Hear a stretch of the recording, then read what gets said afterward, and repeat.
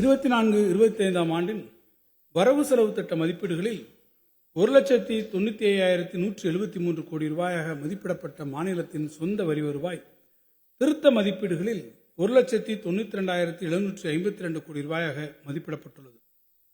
2025-26 ஆண்டிற்கான வரவு செலவு திட்ட மதிப்பீடுகளில் மாநிலத்தின் சொந்த வரி வருவாய் 2,20,895 கோடி ரூபாயாக மதிப்பிடப்பட்டுள்ளது. இது வணிக வரிகளின் கீழ் 1,63,930 கோடி ரூபாய், முத்திரைத்தாள் மற்றும் பத்திரப்பதிவு கட்டணங்களின் கீழ் 26,109 கோடி ரூபாய், வாகனங்கள் மீதான வரிகளின் கீழ் 13,441 கோடி ரூபாய் மற்றும் மாநில ஆயத்தீர்வையின் கீழ் 12,944 கோடி ரூபாய் வரி வருவாய் மதிப்பீடுகளை உள்ளடக்கியதாகும்.